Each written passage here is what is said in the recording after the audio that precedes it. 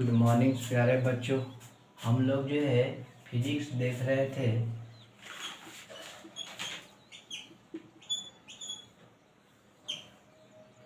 Physics पढ़ रहे थे नहीं, तो फिजिक्स में हम लोग देख रहे थे system of unit. System of unit के बारे में देख रहे थे नहीं, यानी फिजिक्स में पढ़ रहे थे हम लोग सिस्टम ऑफ यूनिट। तो देखिएगा क्या था सिस्टम ऑफ यूनिट में बताए थे, कोई भी फिजिकल क्वांटिटी को मेजर करने के लिए, बात समझ में आ रहा, यूनिट में लिखाया गया था कि कोई भी फिजिकल क्वांटिटी को मेजर करने के लिए स्टैंडर्ड में से स्टैंडर्ड यूनिट को सिलेक्शन करना ही यूनिट कहलाता है कि नहीं। बात समझ में आ रहा, कोई भी फिजिकल क्वांटिटी को मेजर करने के लिए स्टैंडर्ड में से स्टैंडर्ड यूनिट को सिलेक्शन करना ही यूनिट कहला रहा था। बात समझ में आ रहा था। तो ये बताए थे कि यूनिट में जो है, यूनिट में आपको बताया गया था कि 3 प्रकार के हम लोग यूनिट पढ़ते हैं, है कि नहीं। सीजीएस यूनिट है कि नहीं, सीजीएस यूनिट पढ़े थे। उसके बाद फुट पाउंड सेकेंड नहीं, उसके बाद फिर एमकेएस सिस्टम पढ़े थे। यही 3 यूनिट पढ़े थे, यूनिट से ही पढ़े थे, जो कि सी का मतलब सेंटी होता था, जी का मतलब ग्राम, एस का मतलब सेकेंड। ये जो है फुट हो गया, ये पाउंड हो गया, ये सेकेंड हो गया, ये हो गया मीटर हो गया, किलोग्राम सेकेंड हो गया, है कि नहीं। अब इसमें ये बात किए थे कि इसको जो है सी जो है वास्तविक बात में सेंटीमीटर है, तो सेंटीमीटर क्या चीज़ का मेजर कर रहा, लेंथ का मेजर कर रहा। बात समझ में आ रहा, सेंटीमीटर क्या चीज़ का मेजर कर रहा, लेंथ का। फिर जी क्या मेजर कर रहा, ग्राम का, यानी मास का, कितना मास है उस, बात तो वही है। फिर यस क्या, यहाँ टाइम का मेजरमेंट कर रहा, यही तक बताया गया था ना। फिर ये बताया गया था, ध्यान दीजिएगा, ये सब तो चर्चा हम लोग कर लिए थे। इसके आगे हम लोग देखते हैं छोटू। तो ये बताया गया था कि न्यूमेरिकल वैल्यू में,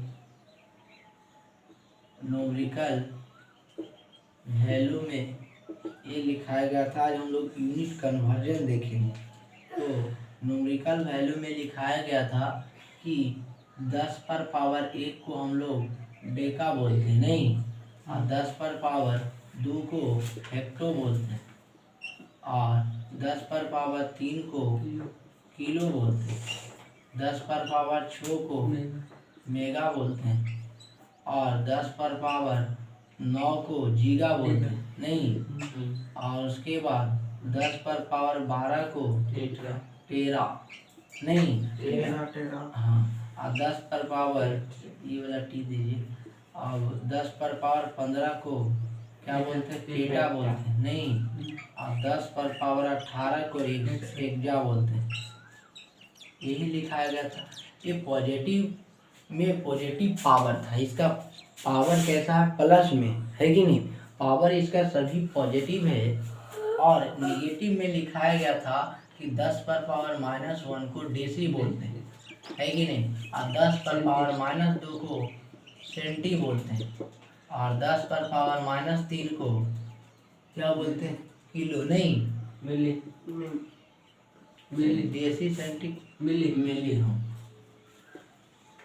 किलो लिखा गया नहीं, देसी सेंटी मिली बोलते हैं, और 10 पर पावर -6 को माइक्रो बोलते हैं, और 10 पर पावर -9 को नैनो बोलते हैं, और 10 पर पावर -12 को पिको बोलते हैं, और 10 पर पावर 15 को फर्मी बोलते हैं या फेम्टो बोलते हैं नहीं,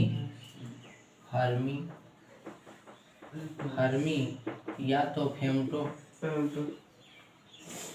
उसके बाद 10 पर पावर 18 को -18 को एटो बोलते हैं नहीं, एटो, हाँ एटो या ओटो जो भी बोली, लेकिन इस पर हम लोग चर्चा किए थे। ये तो यूनिट आपको दिमाग में होगा, क्योंकि जो है फिजिकल क्वांटिटी में बताए थे कोई भी यूनिट को मेजरमेंट करने के लिए 2 चीज़ का ज़रूरत पड़ता है कि नहीं, एक यूनिट का और एक न्यूमेरिकल वैल्यू का। तो हम लोग इसको इसलिए लिखे थे क्योंकि जो भी बड़ा बड़ा यूनिट रहता है, बड़ा बड़ा न्यूमेरिकल वैल्यू को हम लोग डायरेक्टली जज नहीं कर पाते हैं, समझ रहे हैं? आप कहेगा एक करोड़ मीटर पर सेकंड, तो लिखने में थोड़ा सा भार पड़ेगा, है कि नहीं? तो उसी को हम लोग डायरेक्ट भाषा में, आसान भाषा में लिख सकते हैं। बात समझ में आ रहा?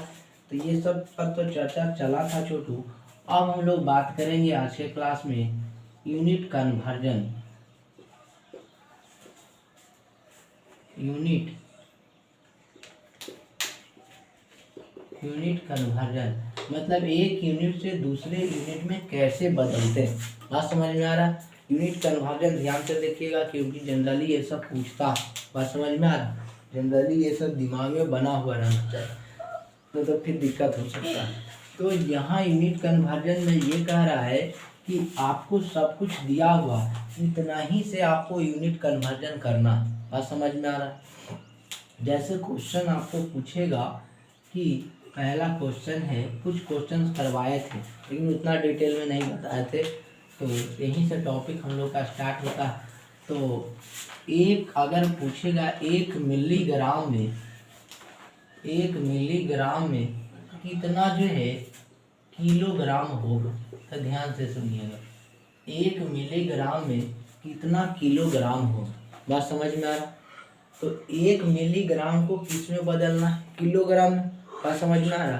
तो देखिए कैसे बदलते हैं। यहाँ जैसे मान लिया कल बताए थे कि अगर 500 का नोट है तो 500 रुपये का नोट है, हमको कितना नोट है, मान लिया जब 20-20 का नोट हमको लेना, 500 रुपया है और 20-20 का नोट लेना, कितना नोट लेंगे? 25 को। यानी वास्तविक बात में आप इससे इसमें डिवाइड कर रहे हैं, यही ना हो रहा है। 500 बटा 20 आप कट रहा है, 25 नोट आ रहा है कि नहीं? मान लिया जाए 100 गो नोट है, आप 10-10 गो उसको रखना है, तो कितना होगा? 10 गो, है कि नहीं? इसका मतलब जो है 100 से आप क्या कर रहे हैं? 10 से भागा दे रहे हैं ना, यानी 10 नोट आ रहा। तो उसी के कॉन्सेप्ट के आधार पर हम लोग अगर चलते हैं छोटू, तो इधर से ध्यान दीजिएगा, यूनिट सेम होना चाहिए। यूनिट कन्वर्जन के लिए यूनिट सेम होना चाहिए। तो यूनिट सेम कैसे होगा, तो वो ध्यान दीजिएगा, 1 मिलीग्राम इधर है और 1 किलोग्राम। बात समझ में आ रहा है? तो मिलीग्राम और किलोग्राम, तो हमको देखना ये वाला यूनिट ग्राम मिल रहा है कि नहीं। बात समझ में आ? एक मिली तो आपका न्यूमेरिकल वैल्यू है। बात समझ में आ रहा है? 1 मिली तो आपका न्यूमेरिकल वैल्यू है और किलो भी तो आपका एक न्यूमेरिकल वैल्यू, क्योंकि आप 1 मिली में पढ़े हैं। मिली में कहाँ है? मिली में आपका लिखा हुआ कि 10⁻³ होता है, तो 10⁻³ एक नंबर है। बात समझ में आ रहा है? 10⁻³ एक संख्या है कि नहीं? और इसका ग्राम है, और इसको किलो में देखते हैं तो 10⁻³ भी क्या है? संख्या। बात समझ में आ रहा? तो यहाँ भी उसी तरह से करेंगे। इसका मतलब यहाँ से हम लोग लिख सकते हैं 1 मिलीग्राम, मिली तो मिली मतलब कितना? 10⁻³ -10⁻³ इतना का मतलब जो है आपका 10⁻³ हो गया। एक गुना अगर करते हैं, 1 है तो 1 लिख देते हैं, 2 रहता तो 2 लिखते हैं, 5 रहता तो 5 लिखते हैं, 100 रहता तो 100 लिखते हैं। यहाँ अगर 100 मिलीग्राम को 10 किलोग्राम में बदलना है तो उस तरह से भी बदल सकते थे, बताते हैं। तो 1 है तो 1, अब 1 मिलीग्राम यानी मिलीग्राम को, मिली को कितना लिखते हैं? 10⁻³ बात समझ में आ रहा है? ठीक है। मिली को 10⁻³ तो मिली को हम लोग लिख दिए 10⁻³। ग्राम है तो ग्राम उसी रहेगा, ये ध्यान दीजिए। तो ग्राम लिख दिए और बटा, अब किलो में देखते हैं तो इतना देखिए, किलोग्राम अभी रहने दीजिए, तो किलो में कितना है? 10⁻³ है, तो 10⁻³ हो जाएगा। और किलो तो लिखिए दिए, इतना का मतलब क्या लिखे? 10⁻³ अब ग्राम बचल, यहाँ ग्राम लिखेंगे। बात समझ में आ रहा? पता चल रहा? अब यहाँ से हम लोग करेंगे तो ये दोनों गुना, ये इससे करते हैं तो 10⁻³ और बटा 10⁻³ अब यहाँ से ग्राम है और ये जो है भी ग्राम है, तो यहाँ से लिख सकते हैं ऊपर जाएगा तो कितना होगा, ये प्लस में है, ऊपर जाएगा तो माइनस होगा, यानी 10 पर पावर -3 और -3 हो जाएगा, क्योंकि दोनों का बेस सेम है, पावर क्या होगा, घटेगा, a पर पावर m भागा a पर पावर n बराबर a पर पावर m - n होगा कि नहीं होगा। तो यहाँ से 10 पर पावर जो है -6 होगा और ग्राम बटा ग्राम होगा कि नहीं, कैंसिल होगा, यानी 10 पर पावर -6 आंसर। बात समझ में आ रहा है, क्लियर है कि नहीं जी, यहाँ तक तो कोई दिक्कत नहीं होगा। तो इस तरह से हम लोग यूनिट कन्वर्जन करते हैं, तो इसको लिखिएगा, फिर और हम लोग क्वेश्चन की बात कर लेते हैं। आज यूनिट कन्वर्जन पर क्वेश्चन देखेंगे और फिर उसके आगे टॉपिक को बढ़ाएंगे। पंखा का असर है सब, नहीं क्या है, पंखा का असर है। चलिए इसको लिखिएगा, उसको लिखिए, इसको नहीं, इसको लिखा हुआ है कि नहीं, इसको लिखिए, बनाइए, जल्दी बनाइए, लिखिए तो।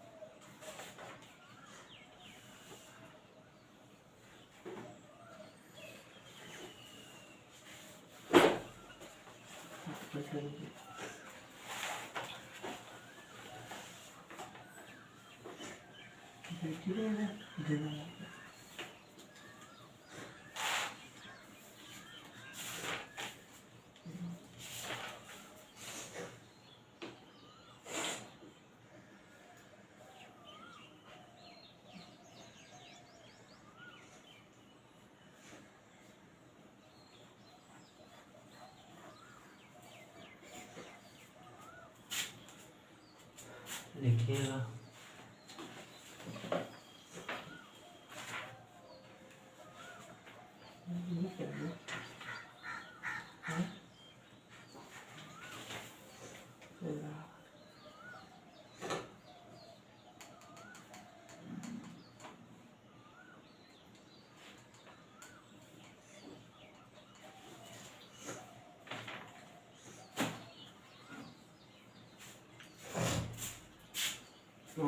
लिख लिए। अब जो है इसके और आगे देखते हैं, इधर एक क्वेश्चन और देते हैं, छोटू कुछ भी क्वेश्चन हो सकता है, इतना ही में रोटेट होगा। अगर जैसे बात करता है कि आपका इस तरह से कि एक 1 डेसीमीटर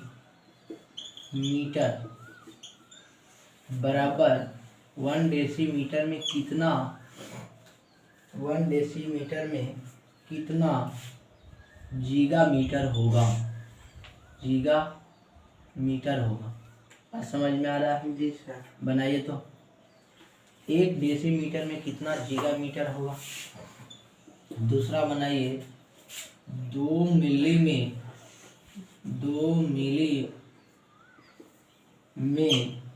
कितना, 2 मिलीग्राम में कितना,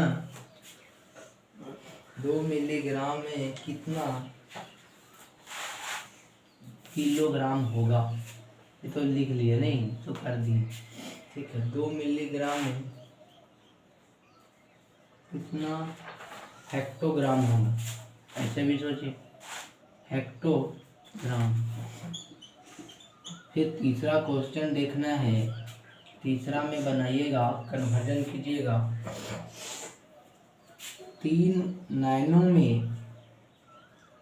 नैनोग्राम या नैनोमीटर, 3 नैनोमीटर को आप लोग को बदलना है, 3 नैनोमीटर को 12 पिकोमीटर में बदलना है, पिकोमीटर में, पिको 12 पिकोमीटर, पिको तो इधर रहेगा ना। अच्छा, 3 नैनोमीटर को आप लोग बदलिए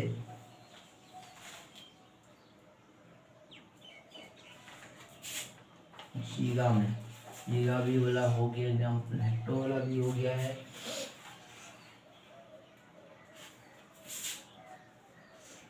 3 पिकोमीटर लेती है। 3 पिकोमीटर को गीगामीटर में बदलिए।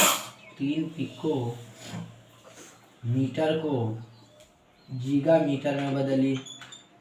गीगामीटर में बदलिए। उसके बाद चौथा नंबर क्वेश्चन एक और दे देते हैं।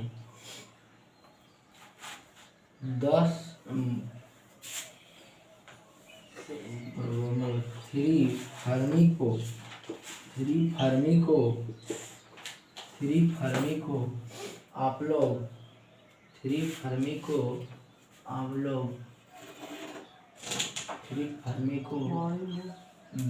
चेंज कीजिए। 3 फर्मी को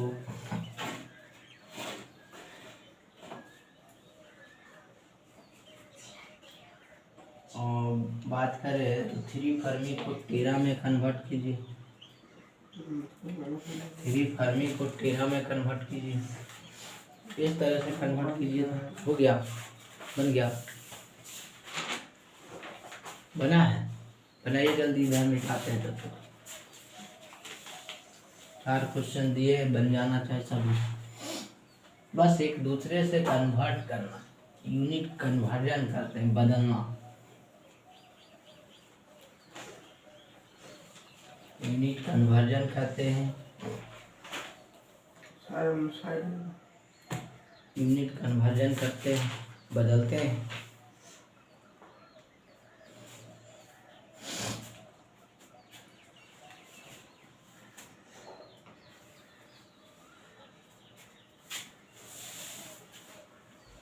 पहले पूरा क्वेश्चन लिख रहे हैं, नहीं तो नहीं ले जाते जल्दी। ठीक है, बोल। मतलब इसको देखना पड़ता, अभी याद नहीं हुआ, नहीं इसीलिए इस तरह मैंने याद हो गया। अच्छा, उसको भी याद रखिएगा, याद बेहतरीन होगा। तो अब तो सगरों कॉपी नहीं ना लेके चलिएगा ढोले, है कि लिखते याद हो जाएगा। हाँ लिखते। अब मान ले हम लिखेबन करेंगे तो कैसे याद होगा? हम लिखेबन करेंगे तो कैसे याद होगा? कुछ याद, मेमोराइज, ये सब मेमोराइज करने का चीज। बढ़िया से फिजिक्स पढ़ने के लिए सब जो है आप लोग का बढ़िया से जानकारी होना जरूरी है। ये सब का जानकारी होगा एकदम मस्त से समझ सकते फिजिक्स क्लियर भाषा। और नई जानकारी होगा तो फिर वही है, बीच बीच वाला कहानी चलते रहे। लिखिएगा जल्दी, बनाइए।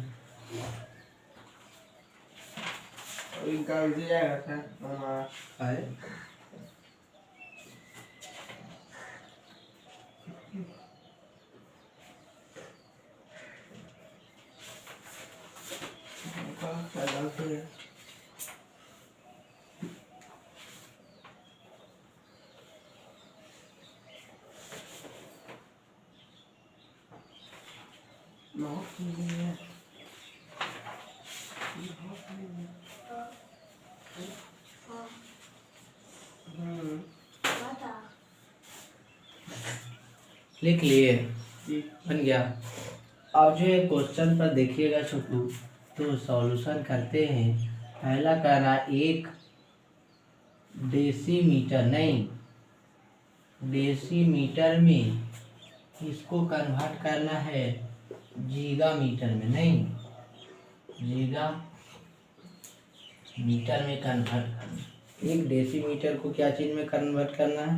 गीगामीटर में। तो ध्यान दीजिए, तो यहाँ से हम लोग मिलाएंगे, मीटर से मीटर मिल रहा है कि नहीं? ठीक है। अब डेसी हमको देखना, तो डेसी कहाँ? यहाँ 10 पर पावर -1 यानी 10 पर पावर -1 होता है।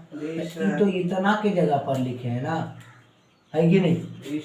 अब ये मीटर हो जाएगा और सही रह जाएगा। और भाड़ा इससे देंगे तो जीगा, तो जीगा में कितना होता है? 9। 10 पर पावर 9 मीटर हो जाएगा, होगा कि नहीं होगा? अब यहाँ से हम लोग करते हैं तो देखेंगे क्या चीज।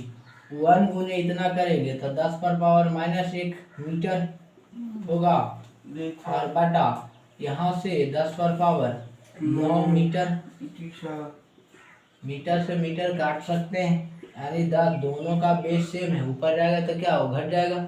पावर घटेगा तो -1 और -9 बराबर 10 पर पावर -10 होगा कि नहीं होगा? यही आपका आंसर है। बस समझ में आ रहा? ये जो है दूसरा नंबर क्वेश्चन रहा ये वाला। अब इसको देख लेते हैं, तो ध्यान दीजिएगा।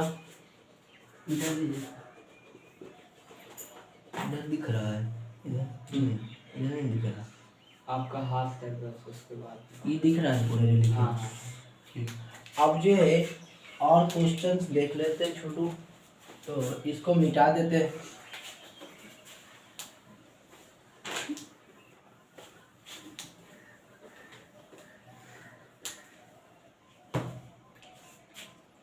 जैसे अब दूसरा है 2 मिलीग्राम को क्या चीज में, हेक्टोग्राम में कन्वर्ट करना है, नहीं हेक्टोग्राम। तो 2 मिलीग्राम, तो 2 गुने मिली का मतलब मिली का है 10 पर पावर -3 होगा, और बटा यहाँ ग्राम हो जाएगा, क्योंकि इतना का मतलब न मिली होता है। ठीक, अब हेक्टो मतलब, हेक्टो का मतलब क्या है, हेक्टो यहाँ 10 पर पावर 2 है कि नहीं, 10 पर पावर 2, 10 पर पावर 2 ग्राम हो जाएगा, होगा। अब ध्यान दीजिएगा, तो यहाँ से की करेंगे 10 दूना 20 हो जाएगा। नहीं, औसत गुना नहीं होता, 10 दूना 20 नहीं हो। बात समझ में आ रहा? ये पावर माइनस में, ये पॉजिटिव में हम जानबूझ के ही दिए थे कि बच्चा यही करेगा, 10 दूना 20 हो गया, कहानी साफ, औसत नहीं गुना होता। बात समझ में आ रहा? हाँ देखिएगा, सीखिए। हाँ नहीं जानते तो कोई बात नहीं। अब यहाँ से हम लोग क्या करेंगे, 2 गुना लिखेंगे, ये तो ग्राम से ग्राम कैंसिल कर सकते हैं ना ग्राम से, तो 2 गुना 10 पर पावर -3 और बटा 10 पर पावर 2 है कि नहीं। बहुत से सोच रहे होंगे ऐसे 10 दूना कर देते हैं, ऐसे 10 दूना 20, अब 20 पर पावर -3 अब बटा 10, इस पर पावर 2 है, एक से ऐसे एक जीरो से एक जीरो काट देते हैं, नहीं टेबुलॉजी लगा रहे हूँ, नहीं ये पूरा रॉन्ग है चूँकि, इस तरह से हम लोग नहीं कर सकते। तो यहाँ से पहले हम लोग को देखेंगे, 2 लिखेंगे। अब ये दोनों कितना को देखते हैं बढ़िया से, तो दोनों का बेस काम कर रहा है, ऊपर में 10 पर पावर -3 है और नीचे में 10 पर पावर 2, इसका मतलब a पर पावर m भागा a पर पावर n के कॉन्सेप्ट पे जा रहा है कि नहीं। तो यहाँ से 10 पर पावर -3 और -2, यानी यहाँ से 2 गुने 10 पर पावर कितना होगा, 3 गुना 5 होगा। अब यहाँ से 2 इंटू 10 पर पावर -5 आंसर हो, इसको गुना नहीं कर सकते। बात समझ में आ रहा? क्लियर है कि नहीं, पता चला? नहीं, यहाँ तक तो आशा करते सभी को समझ में आया होगा। लिखिएगा पूरा कॉन्सेप्ट से नहीं।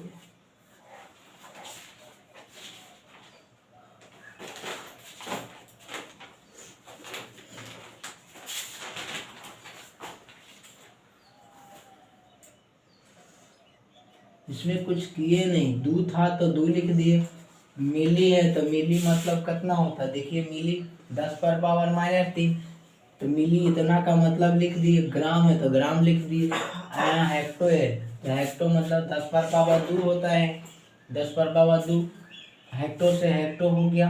अब ग्राम लिखा गया, ग्राम से ग्राम कैंसिल, अब 2 इंटू 10 पर पावर -3 बटा 10 पर पावर 2 हो गया। अब दोनों का बेस सेम है, भागा में पावर घट जाएगा, तो 2 गुने 10 पर पावर -3 है, ऊपर जाएगा तो माइनस हो जाएगा, तो -5, 2 गुने 10 पर पावर -5 आंसर।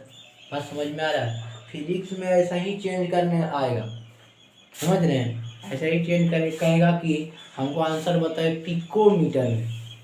बात समझ में आ रहा? तो उस तरह से यही कन्वर्जन दिमाग में रहेगा, तुरंत बदल दीजिएगा, इधर से उधर हटा दीजिएगा। बात समझ में आ रहा? कुछ करना नहीं, बस इधर से भागा देना, इसका उल्टा गुना चलेगा, यही तो 2 को होबे करता, इसका उल्टा बात करेंगे तो गुना चलेगा। तो एगो सीखनी है, एगो फ्री में मिल गया है कि नहीं। जी सर। अब जो है इसके हम लोग आगे बढ़ते हैं छोटू। ये दूसरा नंबर हो गया, तीसरा देख लेते हैं।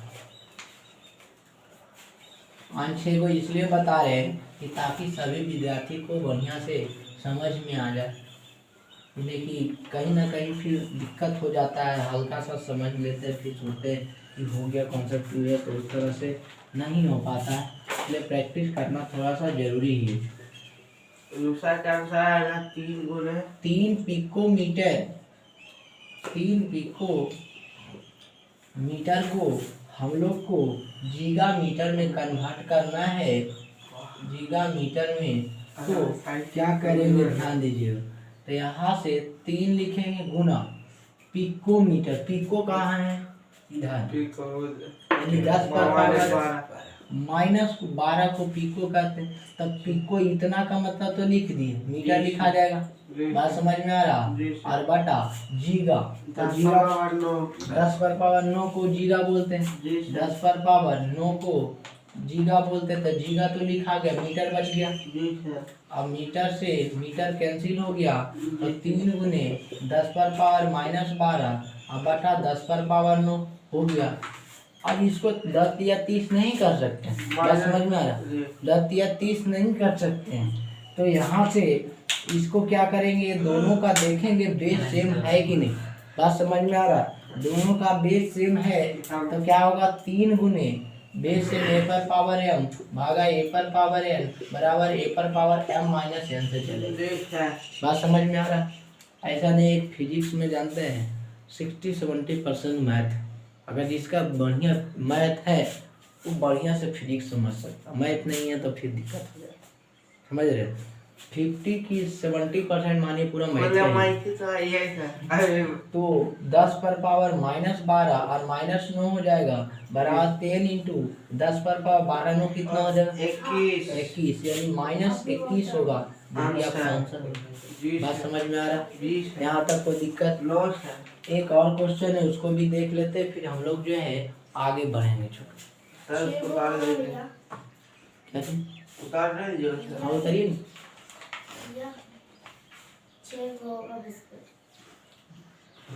लंच हो रहा था पीछे बैठ के, अब बोला फ्रूटी खिलाऊंगा। अच्छा ध्यान दीजिएगा, लिखे इसको। ए हल्ला नहीं करो, चलो देखो इधर बन गया आप लोगों से ने। अब घर से जाके फिर से इसको बनाइएगा प्रैक्टिस, तब दिमाग किस। अब होमवर्क हम क्या दे, अब बड़ा आप लोग खुद ही हो गए हैं। किसी को इसको इससे इसमें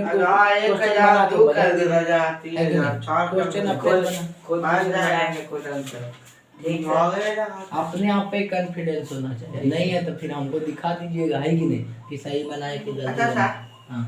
आप क्वेश्चन दे रहे हो, उधर से चलेगा तो उल्टा चलेगा, तो माइनस नीचे ना रहेगा जी माइनस, तो फिर ऊपर भी नहीं। और सही कैसे इसमें सिस्टम करते तो गुना में भी हो जाएगा ना, बताते वो सब भी बताया जाएगा। हमेशा इधरे से फिजिक्स में जनरली इधरे से यूज किया जाता है। बात समझ में आ रहा? ऐसा क्यों कर रहे हैं, इसका भी कारण है, क्योंकि फिजिक्स में जितना भी आप पढ़िएगा मेजरमेंट में, तो सभी आपको जो है SI में बात करते हैं। कल बताए थे ना, सब इंटरनेशनल लेवल पर बात किया जाता है। CGS में बहुत कम रहता। हमेशा जितना भी न्यूमेरिकल फिजिक्स का सॉल्व करेंगे सब हम लोग MKS में बात करेंगे, यानी स्टैंडर्ड यूनिट में बात करेंगे, जो सबके लिए कॉमन हो। बात समझ में आ रहा? इन्हें कि वहाँ पटना में कोई CGS यूनिट में बात कर रहे हैं, बिहार में जो है थी यूनिट बात कर रहे हैं, तो दोनों में वेरिएशन हो जाएगा ना। अलग अलग जगह पर अलग अलग वेरिएशन होगा तो एक्सपोर्ट इंपोर्ट में बहुत प्रॉब्लम हो जाएगा, है कि नहीं। तो इसलिए हम लोग नहीं कर सकते, कोई भी करना है तो एक चीज़ में है। तो इसलिए सिस्टम माना गया कि नहीं, हम लोग के इंटरनेशनल सिस्टम से मान गया कि हम लोग के MKS में ही बात करेंगे। वही MKS सबके लिए कॉमन है कि नहीं। यहाँ भी किलोग्राम चलता है, अमेरिका में भी किलोग्राम चलता है, पटना में भी किलोग्राम ही चलता है कि नहीं। कि 1 kg वहाँ पटना में लेते तो कम दे देता, वहाँ भी तो ऐसा ही देता है ना। तो यही है, इसलिए एक स्टैंडर्ड यूनिट MKS को माना गया इंटरनेशनल यूनिट की सभी देश में, पूरा स्टेट में सब जगह कॉमन है, किसी को कोई सामान लेने में प्रॉब्लम नहीं हो। समझ रहे हैं? इसीलिए MKS को ज़्यादा वैल्यू दिया, प्रीफर किया गया। और बाकी तो बात करते तो कोई ये बताया गया 3 यूनिट है, 3 यूनिट में बात करते हैं, लेकिन जनरली 99% केसेस में हम लोग MKS में ही बात करते हैं, इंटरनेशनल यूनिट में ही बात करते हैं।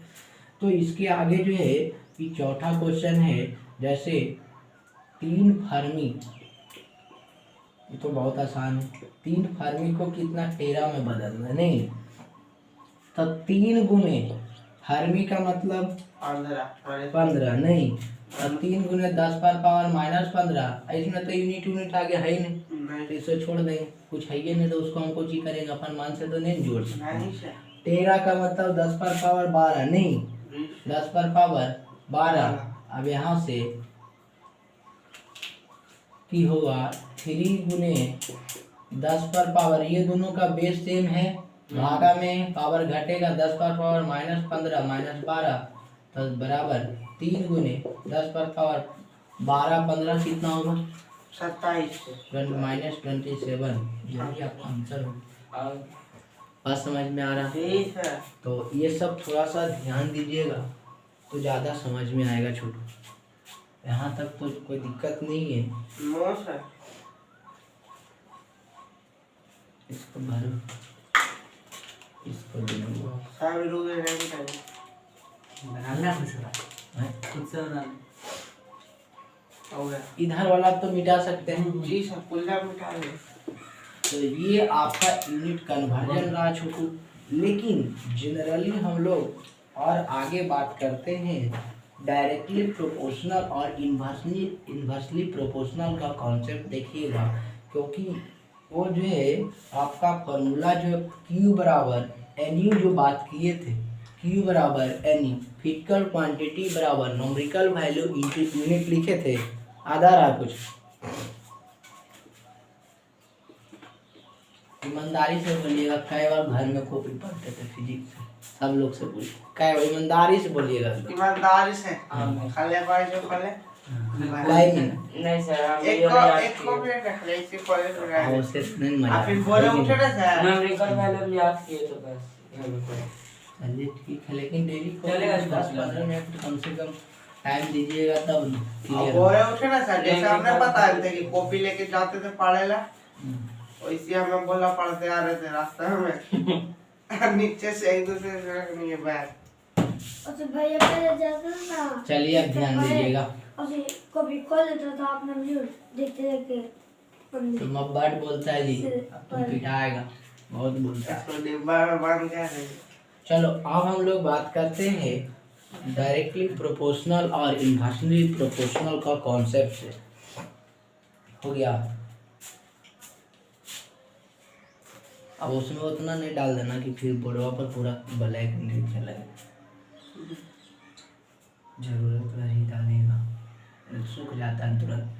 तो यहाँ से देखते हैं, हम लोग बात करते हैं डायरेक्टली प्रोपोर्शनल, और जैसे हम लोग देखे थे इसमें Q बराबर NU होगा, Q बराबर NU हम लोग रिलेशन पढ़े थे छोटू, Q बराबर NU रिलेशन पढ़े थे, यही तो पढ़े थे कि फिजिकल क्वांटिटी बराबर नॉमेरिकल वैल्यू इनटू यूनिट होता है, यही होता जी सर।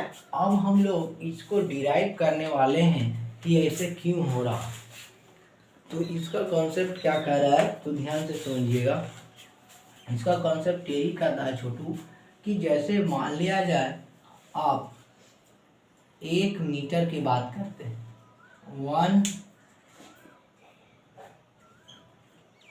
1 मीटर भी लिख सकते हैं ऐसे,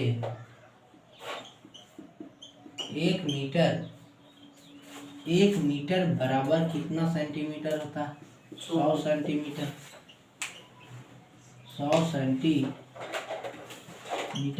होता है कि हाँ 100 सेंटीमीटर, 1 मीटर में जो है आपका 100 सेंटीमीटर होगा, क्लियर है कि नहीं, 1 मीटर बराबर 100 सेंटीमीटर, यहाँ तक तो कोई दिक्कत नहीं।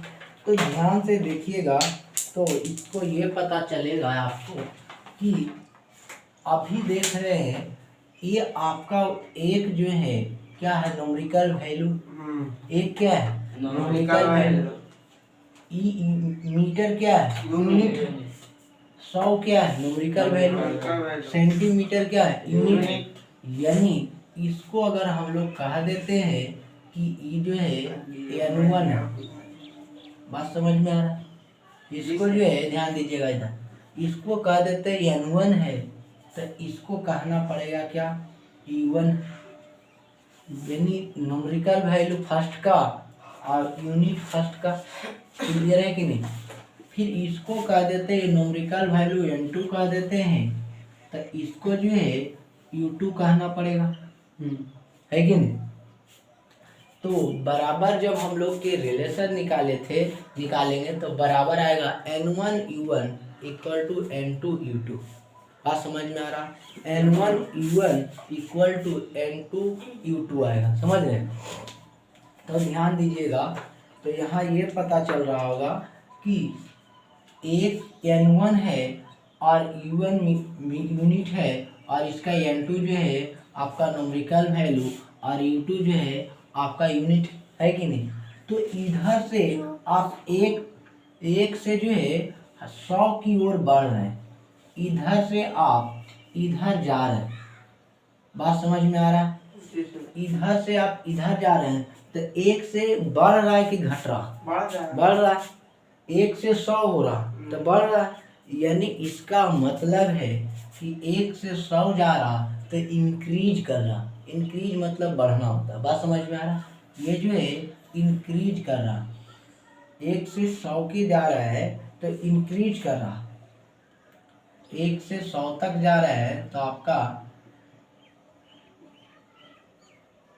इस तरह से लिखिए, नीचे लिख देते हैं।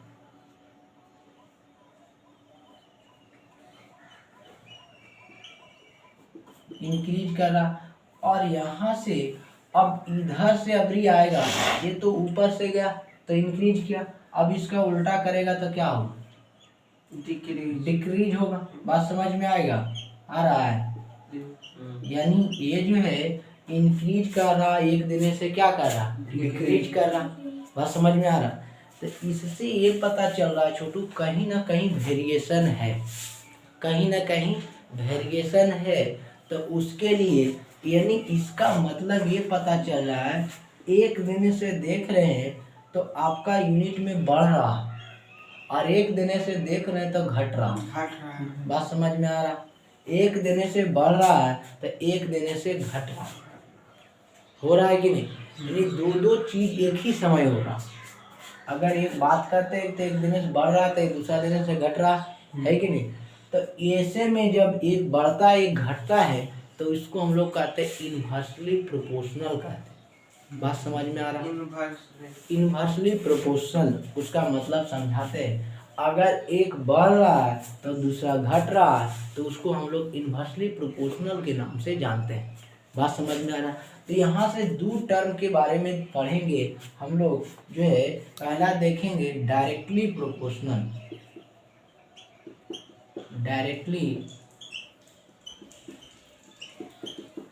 डायरेक्टली प्रोपोर्शनल पहला देखेंगे। दूसरा जो है आप इन्वर्सली प्रोपोर्शनल।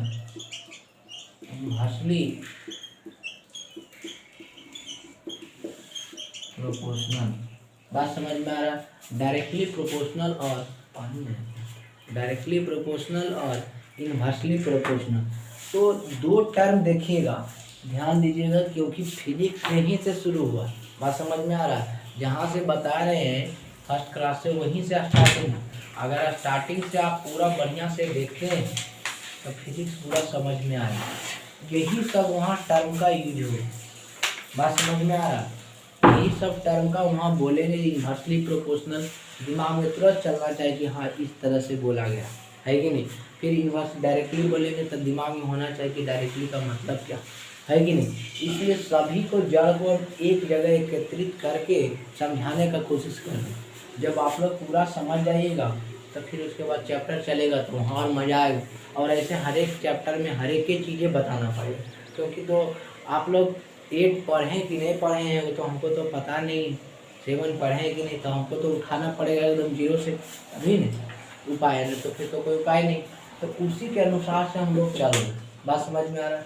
तो यही है कि डायरेक्टली प्रोपोर्शनल का मतलब ये होता है छोटू कि अगर कोई भी क्वांटिटी, डायरेक्टली प्रोपोर्शनल का मतलब ये होता है कि आपका कोई भी क्वांटिटी बढ़ रहा है तो दूसरा क्वांटिटी भी आपका बढ़ेगा। बात समझ में आ रहा? अगर एक क्वांटिटी आपका बढ़ रहा है तो दूसरा क्वांटिटी भी आपका बढ़ना ही चाहिए, उसको हम लोग डायरेक्टली प्रोपोर्शनल कहते हैं। बात समझ में आ रहा? इनवर्सली प्रोपोर्शनल कहते हैं कि एक क्वांटिटी बढ़ रहा है तो दूसरा क्वांटिटी घटना चाहिए। बात समझ में आ रहा है? एग्जांपल देते हैं, एक क्वांटिटी यदि बढ़ रहा है तो दूसरा क्वांटिटी घटना चाहिए, उसको हम लोग इनवर्सली प्रोपोर्शनल कहते हैं। बात समझ में आ रहा? उसको क्या कहते हैं? इनवर्सली प्रोपोर्शनल कहते हैं। जैसे बात समझिएगा कि अगर हम लोग एक पंप ले लेते हैं, ठीक, एग्जांपल दे रहे हैं, ध्यान दीजिएगा। अगर हम लोग इस तरह से जो है, इस तरह से हम लोग जो है एक पंप ले लिए, ठीक, इस तरह से लेने के बाद इसमें जो है वाटर पास कर रहे हैं, पानी को जो है अथी कर रहे हैं, टंकी से सप्लाई कर रहे हैं जो भी। अरे हाँ, मेरा जो है इस तरह से आपका कार लगा हुआ, ठीक, जो मान लीजिए समझ लीजिए कार है कि नहीं, समझाने के लिए। तो ये कार लगा हुआ है, कार जो है बहुत गंदा हो चुका, समझ रहे हैं? तो पंप से हम लोग को धोना, पंप से जो है इससे हम लोग के इसको साफ करना, क्लीन करना। तो क्लीन करेंगे कैसे? मोटर चालू करेंगे, पानी आएगा, क्लीन हो जाएगा अपने आप। तो आप यहाँ से देखिए, इस पंप का अगर एरिया का बात करते हैं, इस पंप का एरिया का बात करते हैं, तो एरिया का मतलब होता है चारों पट्टी जो है ना सरफेस उसका। तो अगर इसका एरिया का बात करते हैं तो एरिया क्या हो गया? इतना मोटा एरिया, इतना बड़ा छेद है, ठीक, होल है। अब इसको हम लोग क्या करते हैं, पानी आ रहा है तो पानी जो है इससे गिर रहा है तो कहीं ना कहीं सरफेस पर नीचे गिरेगा ही। बात समझ में आ रहा है?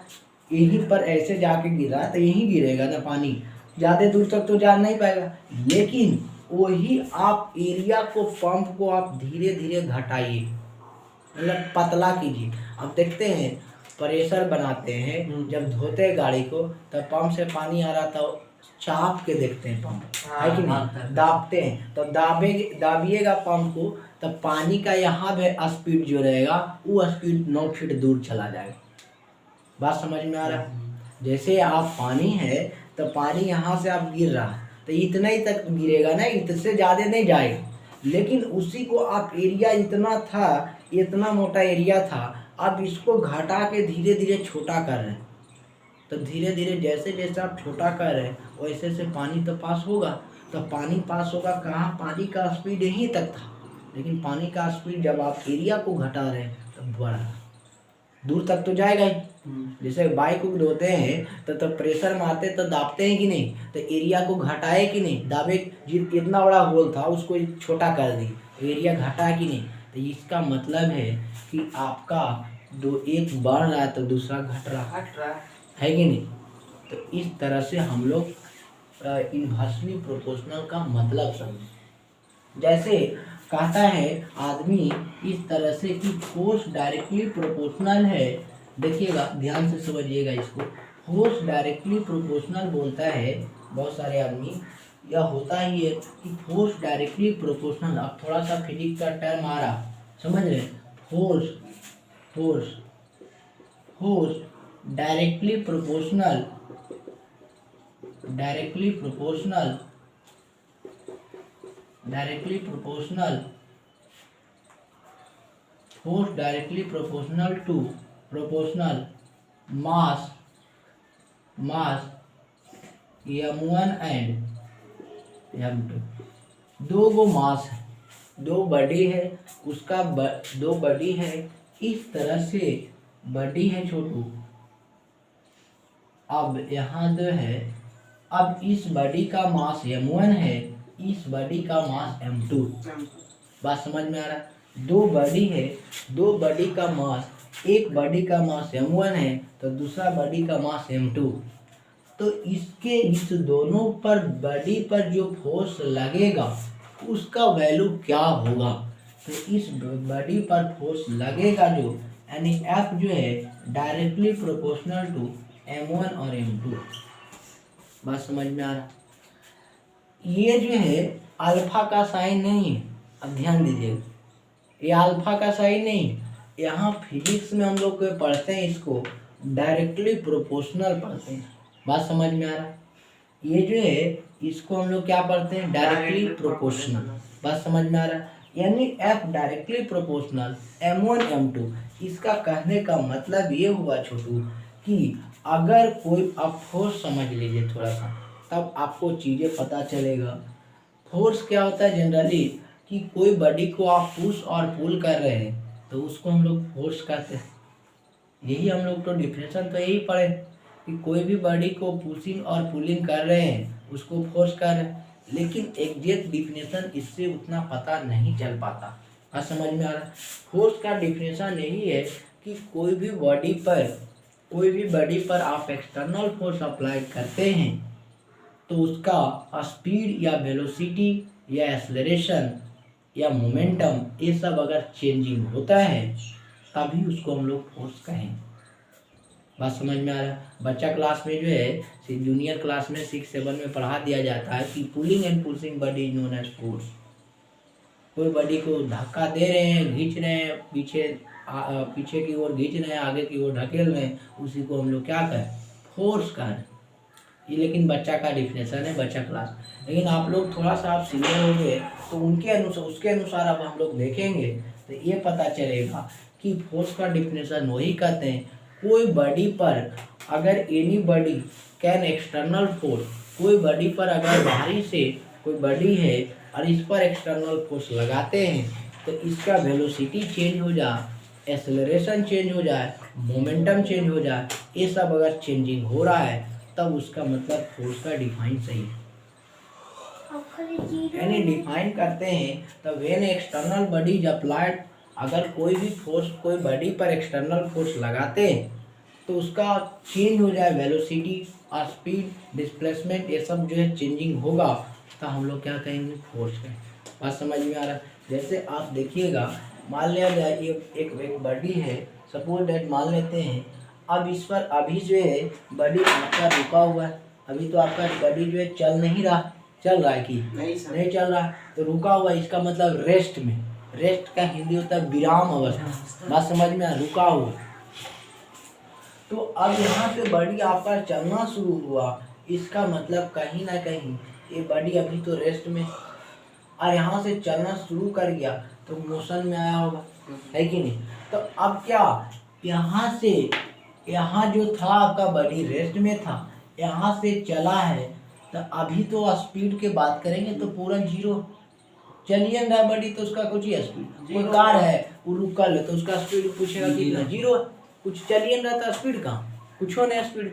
तो उसी तरह से आप इसका मार्कर मान लेते हैं कि कोई बॉडी है और इस बॉडी का जो है वेलोसिटी जीरो। बात समझ में आ रहा है? वेलोसिटी, अब कभी कभी लगता होगा कि सर आप कभी वेलोसिटी बोल देते हैं, कभी स्पीड बोल देते हैं, लेकिन दोनों में आसमान जमीन के अंतर है। लेकिन बच्चा को ये समझ में नहीं आता है कि स्पीड क्या है, वेलोसिटी क्या है। तो ये ध्यान दीजिएगा, स्पीड और वेलोसिटी में बस इतना ही फर्क अभी पता चलेगा, और बाकी विशेष बात किया जाएगा कि स्पीड आपका स्केलर क्वांटिटी, स्पीड आपका स्केलर क्वांटिटी है और ये जो है वेलोसिटी आपका है वेक्टर क्वांटिटी। बात समझ में आया? और स्केलर क्वांटिटी उस क्वांटिटी को कहते हैं जिसके पास ओनली मैग्नीट्यूड हो। बात समझ में आ रहा है? स्केलर क्वांटिटी उस क्वांटिटी को कहते हैं जिसके पास ओनली मैग्नीट्यूड, उसको हम लोग स्केलर क्वांटिटी के नाम से जानते हैं। और वेक्टर क्वांटिटी उस क्वांटिटी को कहते हैं जिसमें मैग्नीट्यूड हो साथ साथ डायरेक्शन में। जैसे कह रहा है कि एक बॉडी जो है 10 मीटर पर सेकेंड के स्पीड से मूव कर रहा, इसका मतलब, कहने का मतलब क्या, यानी इसका कहने का मतलब है कि कोई बॉडी 10 मीटर पर सेकेंड के स्पीड से जा रहा, इसका मतलब ये है सिर्फ वो मैग्नीट्यूड बता रहा, ना कि वो डायरेक्शन बता रहा। बात समझ में आ रहा? अगर कोई बॉडी जो है कह रहा है कि 10 मीटर पर सेकेंड के स्पीड से जा रहा है, इसका मतलब ये है कि वो सिर्फ जो मैग्नीट्यूड के बारे में चर्चा चल रही है, इसमें डायरेक्शन नहीं है। अब ये तो नहीं बताया कि ये वो कार है कि 10 मीटर पर सेकेंड के स्पीड से वेस्ट डायरेक्शन में जा रहा या तो इस डायरेक्शन में जा रहा, ऐसा तो बात बोला नहीं। तो अगर मैग्नीट्यूड सिर्फ बोलता है तो स्केलर होगा, और साथ साथ अगर मैग्नीट्यूड साथ साथ डायरेक्शन भी बोल देता है कि 10 मीटर पर सेकेंड के स्पीड से नॉर्थ डायरेक्शन में जा रहा, इसका मतलब वहाँ वेक्टर क्वांटिटी की बात कर रहा। बात समझ में आ रहा है? स्केलर और वेक्टर पता चला होगा कि यानी स्केलर उस क्वांटिटी को कहते हैं जो सिर्फ मैग्नीट्यूड के बारे में बता, 10 मीटर पर सेकेंड, 50 मीटर पर सेकेंड, 100 मीटर पर सेकेंड, कुछ भी ले सकते हैं। अब बहुत से दिमाग में लग रहा होगा कि बहुत से लिखता है कि 10 मीटर पर सेकेंड के स्पीड से कोई गाड़ी जा रहा है। बात समझ में आ रहा है? कोई कार है जो कि 10 मीटर पर सेकेंड के स्पीड से जा रहा, तो 10 मीटर पर सेकेंड के स्पीड से जाने का मतलब क्या है? सिर्फ ये जो मैग्नीट्यूड बता रहा। बात समझ में आ रहा? अब इसी में बोले कि 10 मीटर पर सेकेंड के स्पीड से बता रहा है, तो इसमें क्या कहेंगे कि नहीं, ये जो निगेटिव डायरेक्शन में जा रहा है। आप लोग को तो यही दिमाग में चल रहा हो कि जो है आपका 10 मीटर पर सेकेंड के स्पीड से जा रहा है, इसका मतलब पॉजिटिव डायरेक्शन में बात कर रहा होगा, प्लस में जा रहा होगा, और माइनस जो है 10 मीटर पर सेकेंड के स्पीड से जा रहा है, इसका मतलब निगेटिव डायरेक्शन में जा रहा। नहीं, ये फिजिक्स में ध्यान दीजिएगा, माइनस का मतलब होता है आपका डायरेक्शन। बात समझ में आ रहा? माइनस के मतलब होता है डायरेक्शन। कहने का मतलब ये है कि आप 10 मीटर पर सेकेंड के दूर से जा रहे हैं, इसका मतलब है कि हम अगर बड़े हैं तो मेरे से 10 मीटर दूर आप जा रहे हैं। बात समझ में आ रहा? इसका कहने का मतलब अगर कोई बॉडी हमसे जो एक करीब आ रहा 10 मीटर, इसका मतलब माइनस में आ रहा। बस में आ रहा, यानी हमसे दूर जा रहा यानी पॉजिटिव जा रहा, हमसे करीब आ रहा तो निगेटिव। ये नहीं सोचना कि माइनस में होता, कभी माइनस में होगा नहीं, और वेक्टर क्वांटिटी कभी मैग्नीट्यूड उसका नेगेटिव होता ही नहीं। बात समझ में आ रहा? तो ये सब पर भी विशेष चर्चा चलेगा बाद में, अभी तो उतना हम नहीं कर सकते क्योंकि और भी देखना है कि नहीं तो पता चलेगा ट्रैक्टर यहाँ थ्योरी शुरू किए और करने जा रहे हैं, पता नहीं चल रहा, डायरेक्शन ही चेंज होगा, है कि नहीं। तो हम लोग बात कर रहे थे, तो ये सब चर्चा चलेगा, धीरे धीरे स्ट्राइक करेगा माइंड पर कि पॉजिटिव का मतलब ये सब समझना है। और यहाँ से तो बताया गया कि फोर्स डायरेक्टली प्रोपोर्शनल है मास m1 और m2। बात समझ में आ रहा है? यानी दो बॉडी है जिसका पहला बॉडी का मास m1 है, दूसरा बॉडी का मास m2 है, तो उसके लगने वाले बॉडी पर फोर्स जो होगा, फोर्स डायरेक्टली प्रोपोर्शनल मास m1 इंटू m2। बात समझ में आ रहा?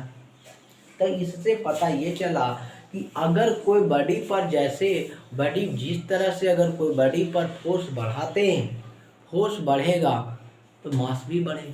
बात समझ में आ? या जिस बॉडी का मास, ऐसे समझिए तो और आसान भाषा में, जिस बॉडी का मास ज़्यादा होगा उस बॉडी पर फोर्स भी ज़्यादा लगेगा।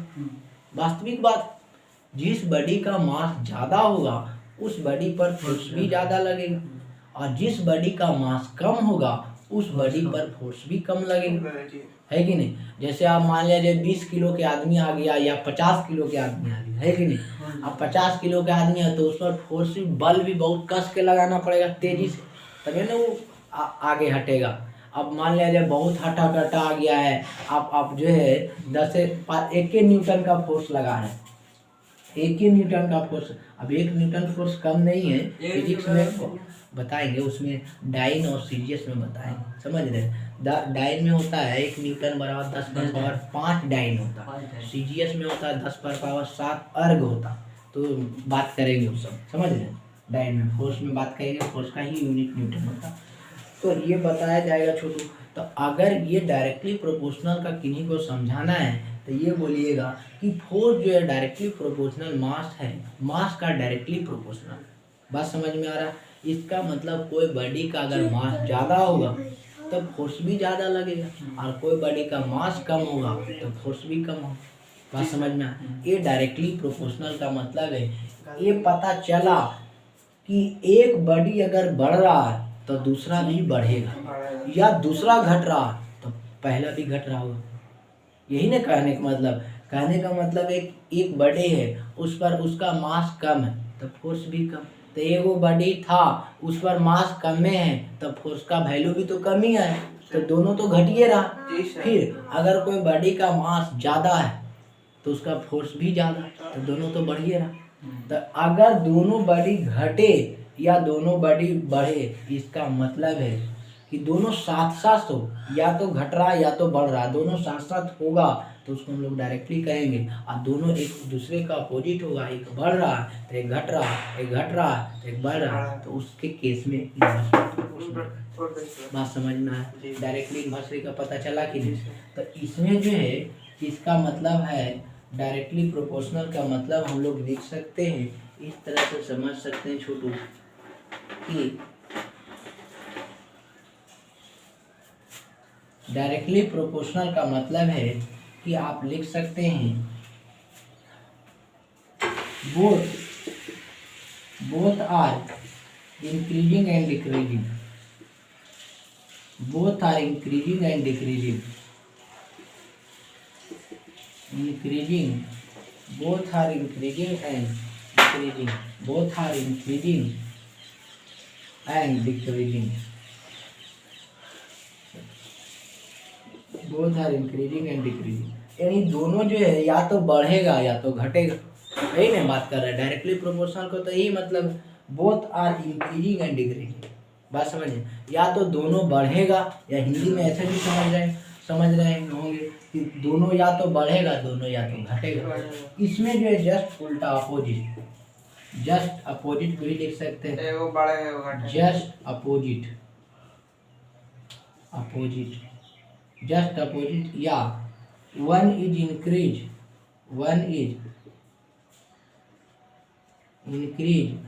And other is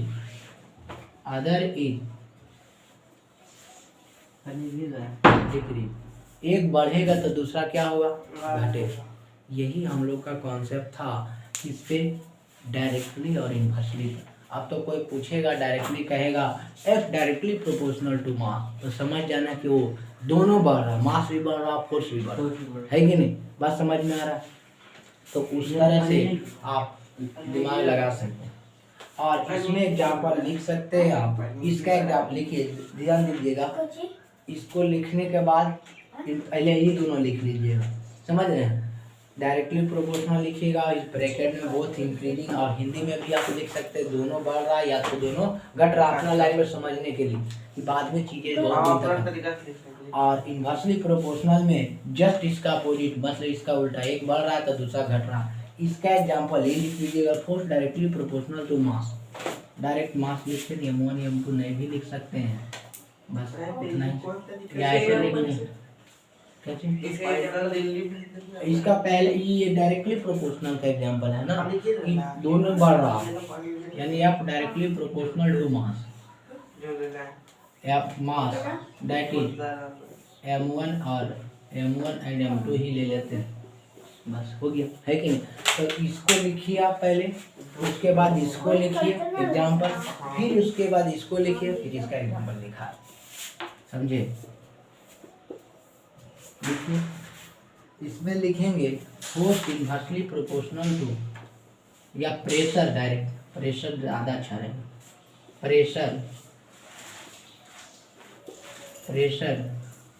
pressure direct inversely proportional to, pressure inversely proportional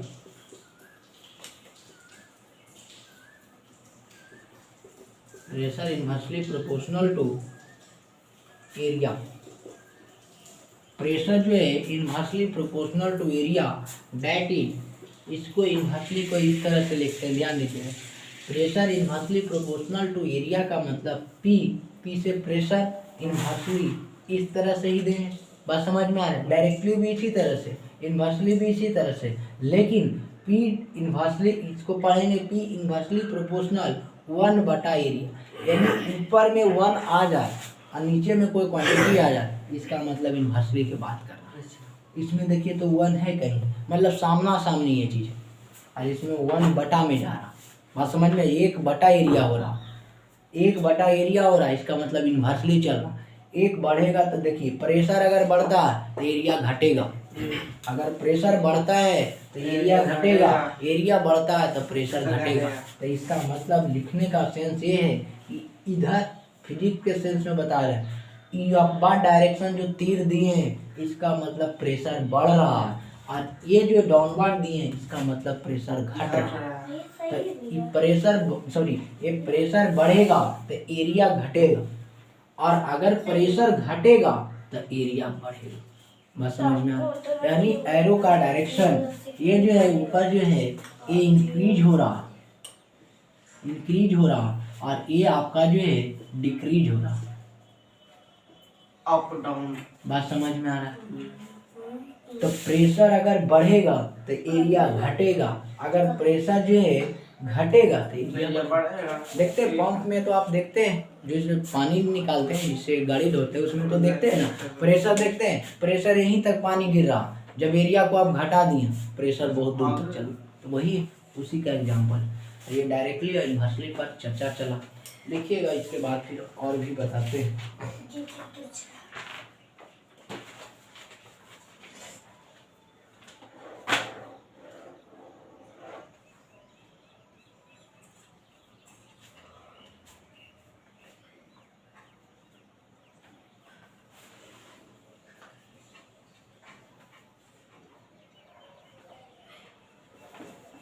टमाटर अच्छा नहीं दिया,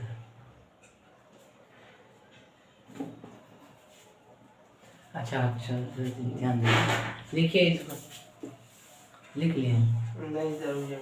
लिखिए आराम से लिखिए।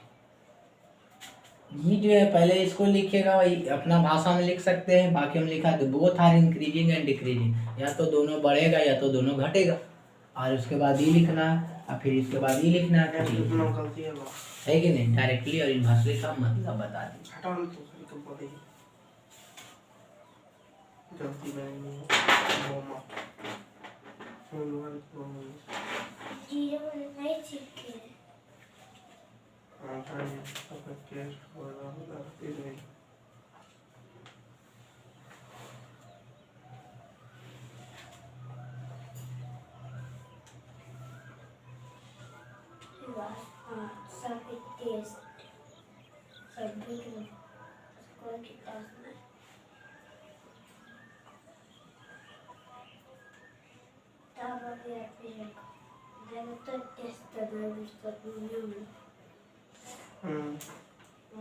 उसका बड़े बड़े बिस्किट का ब्रेकफास्ट हो गया है नहीं, अब डंटा का ब्रेकफास्ट बाकी है। इतना नहीं धुनाएगा तो नीतीश सर तो धुनाएगा है कि नहीं।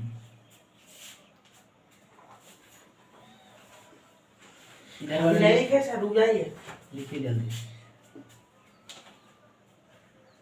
ये सब फिजिक्स में बारीकी से देखिएगा, ये सब यूज आएगा फिजिक्स। बात समझ में आ रहा है? ये आराम से भी चल रहा है, फिर पिकअप पकड़ लेंगे तो फिर तो कोई दिक्कत नहीं। चैप्टर को बेसिक को मतलब बताने के लिए, उतना चैप्टर को महसूस करने के लिए सब टर्म का पहले यूज करके बता दे रहे हैं अलग से। बात समझ में आ रहा है? और कोई डायरेक्टली भी चैप्टर भी स्टार्ट कर सकते, कोई दिक्कत नहीं, लेकिन एक है कि इस तरह से पढ़े हुए रहेगा तो चीज़ें समझ में ज़्यादा आने लगेगा।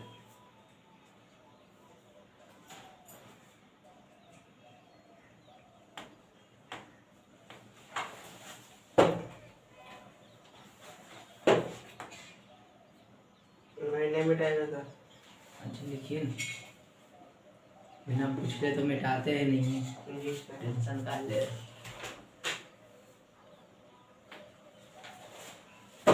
मिटा दे।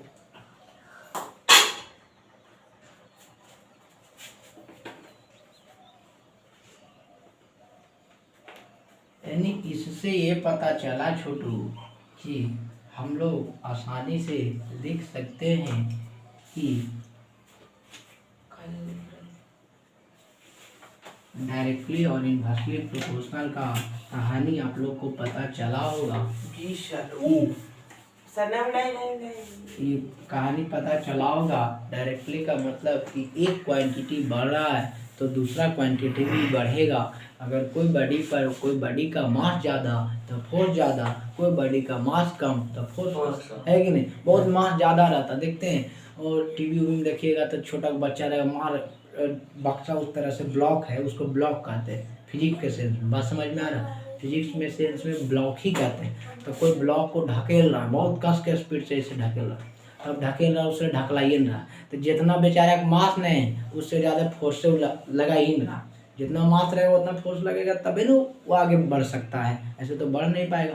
तो वही बात है, जिस बॉडी का मास ज़्यादा उस बॉडी पर फोर्स भी ज़्यादा लगेगा, जिस बॉडी का मास कम उस बॉडी पर फोर्स भी कम लगेगा। उसको हम लोग डायरेक्टली कर रहे थे, इन्वर्सली कर रहे। एक बॉडी का एक इसमें एग्जांपल दिए थे प्रेशर का। प्रेशर अगर बढ़ रहा तो एरिया घट जाएगा, है कि नहीं, और एरिया बढ़ रहा तो प्रेशर घटेगा। बात समझ में आता है। इसका बस जस्ट उल्टा इन्वर्सली और डायरेक्टली का कहानी बता दिया गया है। अब हम लोग इस पे देखते हैं छोटू, तो यहाँ से क्या पता चलता है, इसको मिटा देते हैं। तो ध्यान दीजिएगा कि हम लोग ये बात करते हैं, जैसे बात कर रहे थे कि n1 ये आपका जो है न्यूमेरिकल वैल्यू है, u1 क्या है, यूनिट है, n2 क्या है, न्यूमेरिकल वैल्यू है, e क्या है, यूनिट। अगर उसी तरह से अगर हम लोग बात करें तो लिख सकते हैं 1 kg में कितना ग्राम होता है, 1000 ग्राम। नहीं, ये भी लिख सकते हैं, जैसे 1 मीटर में 100 सेंटीमीटर, उसी तरह से 1 kg में बात करेंगे तो 1 kg बराबर 1 kg में जो है आपका कितना होगा, 1 kg बराबर 1000 ग्राम। 1 kg में कितना ग्राम, 1000 ग्राम, है कि नहीं।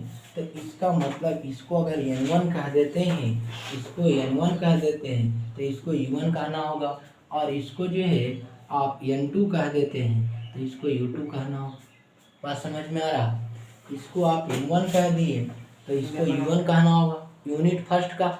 ये kg क्या है, यूनिट ही है ना, और ये जो है न्यूमेरिकल वैल्यू n2 तो ये u2 हो जाएगा। तो इसका मतलब 1 से जो है आपका 100 1000 के तरफ जा रहा, ध्यान दीजिए, 1 से आपका जो है 1000 के तरफ जा रहा, इसका मतलब वैल्यू क्या होगा, बढ़ रहा, है कि नहीं। तो इसको हम लोग कहेंगे इंक्रीज हो रहा है। और 1000 से 1 इधर आ रहा है, इसका मतलब इधर से वैल्यू इधर जा रहा है, डिक्रीज।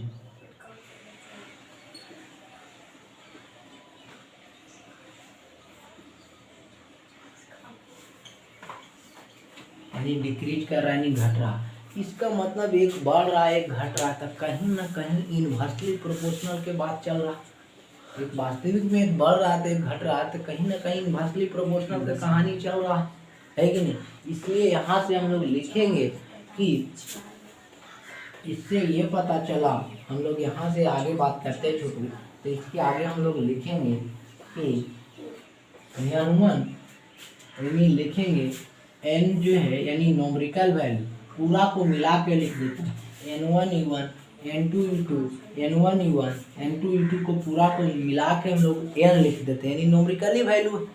n1 क्या है, न्यूमेरिकल वैल्यू, n2 क्या है, न्यूमेरिकल वैल्यू, n1 क्या है, न्यूमेरिकल वैल्यू, a क्या है, न्यूमेरिकल वैल्यू। इसलिए पूरा को मिला दिया, n कर दिया। n इनवर्सली प्रोपोर्शनल किसका हो रहा, u1 क्या है, यूनिट, u2 क्या है, यूनिट, u1 क्या है, यूनिट है, u2 क्या है, यूनिट है। इसका मतलब n से रिप्रेजेंट किया तो इसको u से रिप्रेजेंट कर देते हैं। n जो है इनवर्सली प्रोपोर्शनल कहेंगे तो 1/, कहेंगे 1/u। बहुत अच्छा, यानी n जो है numerical value inversely proportional 1/u का होगा। बात समझ में आया, यहाँ तक कोई दिक्कत। तो अब यहाँ से ये पता चला छोटू कि n जो है n इनवर्सली प्रोपोर्शनल 1 क्या है आपका, 1 कैसा क्वांटिटी, कांस्टेंट है। 1 क्या है, कांस्टेंट। तो यहाँ से हम लोग जो है कांस्टेंट और बटा u लिख सकते हैं कि नहीं, कांस्टेंट बटा u।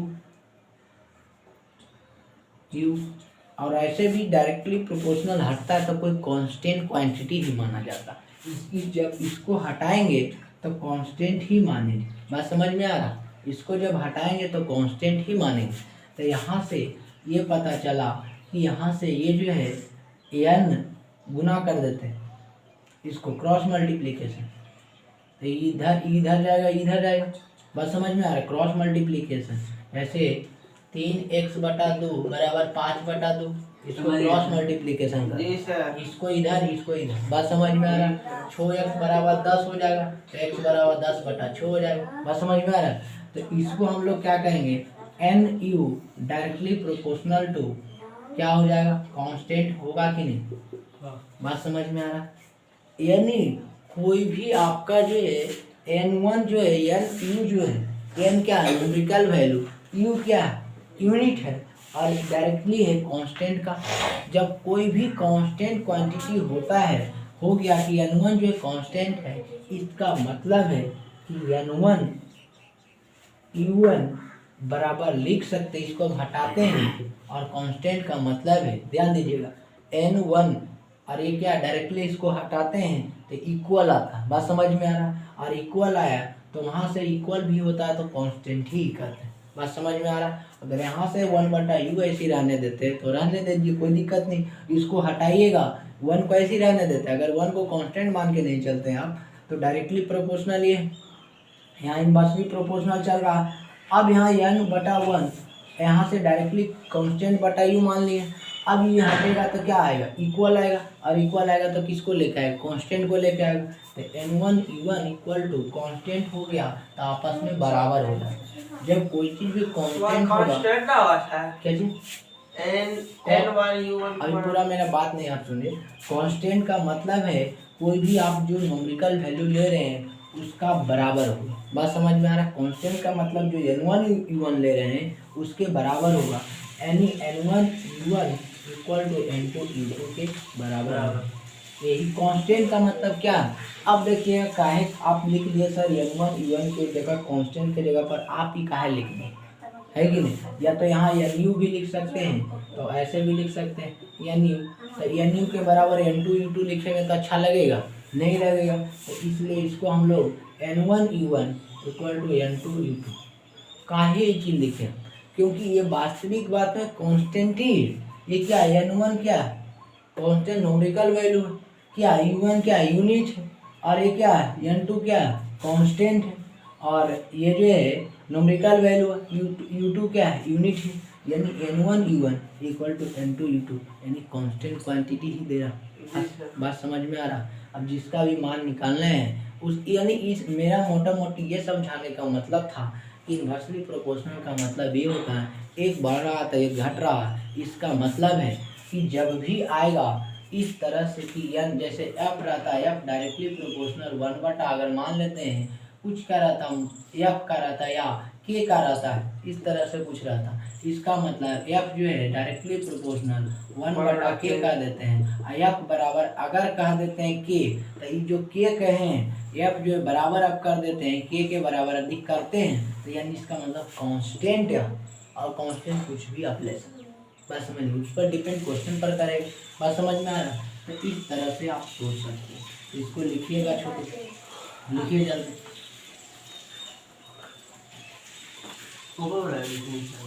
हाँ लिखिएगा नहीं, इसको फिगर बनाइए, इसको भी नहीं, फिर इसको लिखिए जल्दी लिखिएगा। तो भाई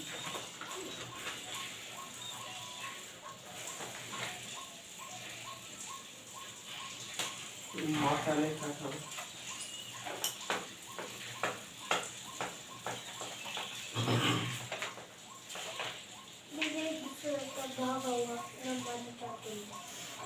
अच्छा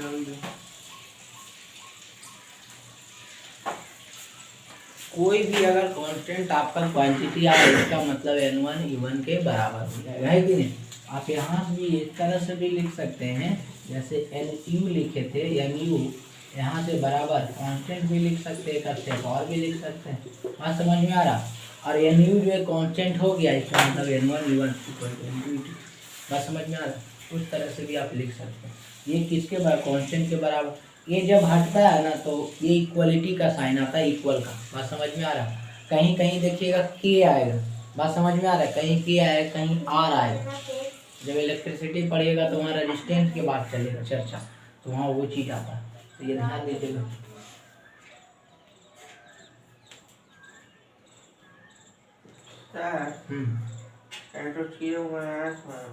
फिगर नहीं समझ में आया? N1 यूथ बैंड बराबर N2 n क्या है? n1 क्या है? न्यूमेरिकल वैल्यू, n2 क्या है? यूनिट है और कांस्टेंट होगा सर वहाँ पर। कांस्टेंट कोई भी जब कांस्टेंट होता है तो उसका कांस्टेंट के बराबर हो जाता है। कांस्टेंट ये सब क्या क्वांटिटी है? n2 क्या है? कांस्टेंट ही नंबर है ना। हाँ। n2 क्या है? नंबर ही, तो नंबर क्या है? कांस्टेंट ही। सर U1 है U2 लिखे हैं। क्या चीज? n1 u1 लिखिए ना, n1 e1 equal to n2। Constant हो गया इसका मतलब उसके बराबर जाएगा। बात समझ में आ रहा? कुछ एक्स्ट्रा पढ़ रहे हैं, जहाँ हैंग कर रहा है इसका मतलब कहीं ना कहीं एक्स्ट्रा पढ़ रहे हैं, समझ रहे हैं। लेकिन जान ही लीजिएगा तो कुछ ही फर्क पड़ेगा, है कि नहीं? तो उस तरह से है।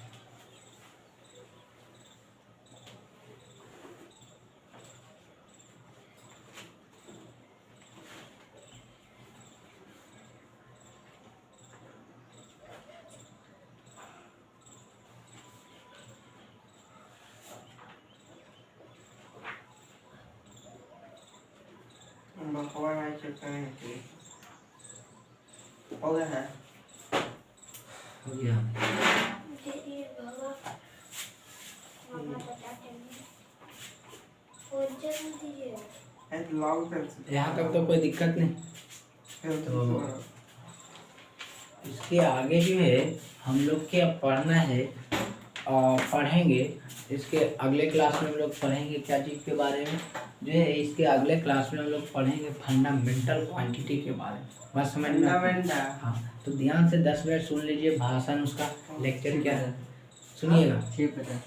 यहाँ देखिएगा और इसका मतलब क्या स्टेटमेंट कहता है कांस्टेंट का, मतलब फंडामेंटल क्वांटिटी का। फंडामेंटल क्वांटिटी कहता है उसको कहते हैं वैसा क्वांटिटी जिस क्वांटिटी को हम लोग आसानी से क्या कर सकते हैं, मेजर कर सकते हैं। बात समझ में आ रहा? तो उस क्वांटिटी को हम लोग फिजिकल क्वांटिटी में रखे थे। बात समझ में आ रहा? तो फंडामेंटल क्वांटिटी का मतलब ये है, अब हम लोग फंडामेंटल क्वांटिटी अगले क्लास में देखेंगे तो उसमें बताएंगे कि फंडामेंटल उस क्वांटिटी को कहते हैं जो दूसरे क्वांटिटी पर डिपेंड नहीं हो। बात समझ में आ रहा? दूसरे क्वांटिटी से आप अभी आप किस पर डिपेंड है? गार्जियन पर डिपेंड। गार्जियन पैसे नहीं देगा तब भूख ले रही दिन भर, है कि नहीं? एगो रूमा में जाके सुतल रही, तो कोई उपाय है नहीं। तो उसी तरह से डिपेंड होना चाहिए। तो 7 गो ऐसा फंडामेंटल क्वांटिटी है जो कि 7 ही गो फंडामेंटल क्वांटिटी से आप आगे जो है डिराइव क्वांटिटी जितना भी फिजिक्स का फॉर्मूला आएगा उसी से निकल के आएंगे। तो हम लोग अगले क्लास में मिलेंगे किसके साथ? फंडामेंटल क्वांटिटी के साथ मिलेंगे। बात समझ में आ रहा? और फंडामेंटल क्वांटिटी में बताया जाएगा कि 7 गो फंडामेंटल क्वांटिटी है, उसी से हम लोग निकालेंगे जितना भी डिराइव क्वांटिटी। बात समझ में आ रहा? तो वो लोग जो है हम लोग अगले क्लास में देखेंगे छोटू। तो आज के लिए इतना ही रहने देते। तो फिर बढ़िया से नोट्स बनाइए प्रॉपरली और बार बार नोट्स को रिवीजन करते रहिए। अभी बेसिक चल रहा है, फिर बेसिक जब ख़त्म हो जाएगा तो फिर आपका सिलेबस पर बात किया जाएगा। बात समझ में? बेसिक में अभी लगभग जो है करीबन 25-30 दिन चलेगा, 1 महीना 1.5 महीना के आसपास पहुँच जाएगा। मतलब मैं हमको ऐसा लगता है अगर डिटेल में पढ़ना चाहते हैं तब फिर 12 तक आपको उतना परेशानी नहीं होगा जितना लोगों को परेशानी होगा। बात समझ में आ रहा है? 12 तक आप आसानी से फिजिक्स बढ़िया समझ सकते हैं। बात समझ में आ रहा है? तो इसी के लिए हम लोग मेहनत कर रहे हैं। तो आज के लिए इतना ही। Thank you for all of you.